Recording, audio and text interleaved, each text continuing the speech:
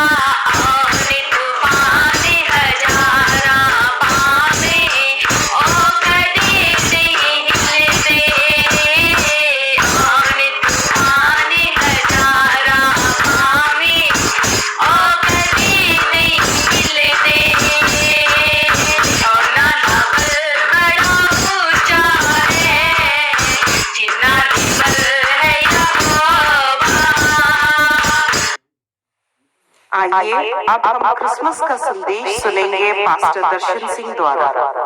Christmas अर्थात बड़े दिन का संदेश। प्रभु यीशु के मधुर नाम में आपका हार्दिक अभिनंदन। यीशु का जन्म आज से करीब 2024 वर्ष पूर्व हुआ। 25 दिसंबर विश्व के हर कोने में एक बहुत बड़े त्योहार के रूप में मनाया जाता है।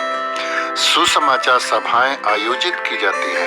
चरनी में एक बालक, मरियम व यूसुफ की तस्वीर, क्रिसमस ट्री, सांता क्लॉज व घरों में स्टार यानी कि तारे टांगे जाते हैं। मसीही समाज और गैर मसीही समाज भी इसे बड़े आनंद के साथ मनाते हैं। बहुत कम लोग हैं जो क्रिसमस का असली अर्थ समझ पाते हैं। यीशु का जन्म बैतलहम शहर में हुआ।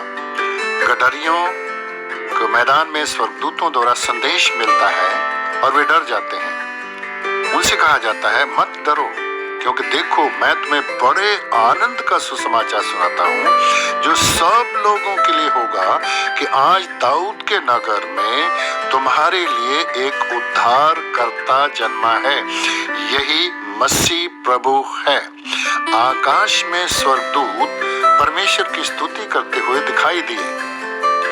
वो गा रहे थे, आकाश में परमेश्वर की महिमा और पृथ्वी पर मनुष्यों में जिनसे वह प्रसन्न है शांति हो। वैसे तो यीशु का जन्म 25 दिसंबर को नहीं हुआ। मसीह लोग इसे 300 एडी में ही मनाने लगे। जन्म तिथि कोई भी हो, यीशु इस संसार में आए, वे परमेश्वर का मेमना बनकर आए। जैसे प्रभु के वचन में लिखा है कि देखो परमेश्वर का मेमना जो जगत का पाप उठा ले जाता है। यदि हम पवित्र शास्त्र बाइबल में पढ़ें तो उसके जन्म से अधिक यीशु के जीवन, मृत्यु व जी उठने पर अधिक जोर दिया जाता है। उसके जन्म, जीवन, मृत्यु व जी उठने में एक विशेषता पाई जाती है। यीशु का जन्म एक कुंवारी मरियम से हुआ। यह एक विवादास्पद विषय है, लेकिन सत्य है। परमेश्वर जो मिट्टी से मनुष्य का निर्माण कर सकता है, आदम की पसली निकालकर स्त्री बना सकता है, नर व नारी के मेल से संतान उत्पन्न कर सकता है, वह कुमारी से जन्म भी ले सकता है जिससे कि वह ईश्वर मानव कहलाए। यीशु का जीवन आश्चर्य कर्मों से भरपूर था। जैसे जन्म के अंधों को आंखें देना, कोढ़ियों को शुद्ध करना, मुर्दों को जिंदा करना, पापियों के पाप क्षमा करना, आंधी व तूफान को शांत करना। लेकिन इसके अलावा यीशु की शिक्षाएं संसार की शिक्षाओं के विपरीत थी। जैसे यीशु ने सिखाया, शत्रुओं से प्रेम करो और अपने पड़ोसी से अपने समान प्रेम करो। यीशु इस संसार में जीने के लिए नहीं आए, परंतु जैसे लिखा है, मनुष्य का पुत्र इसलिए नहीं आया कि उसकी सेवा टहल की जाए, परंतु इसलिए आए कि आप सेवा टहल करें और बहुतों की छुड़ौती, इसका मतलब उद्धार व पापों की क्षमा के लिए अपने प्राण दे। यीशु पर झूठे दोष लगाकर 2 डाकुओं के मध्य उसे क्रूस पर लटकाया गया। यह परमेश्वर की ओर से निर्धारित था। यीशु पापियों के लिए अपने प्राण देने आया और यीशु मुर्दों में से जी उठा। मृत्यु एक ऐसी चीज है जो हर एक प्राणी को निगल लेती है। इस पर किसी का वश नहीं चलता। बड़े बड़े महान व्यक्ति भी मर गए और कब्रों में पड़े हैं, पर यीशु ने मरने से पहले कहा था कि वे मरने के बाद तीसरे दिन मुर्दों में से जी उठेंगे।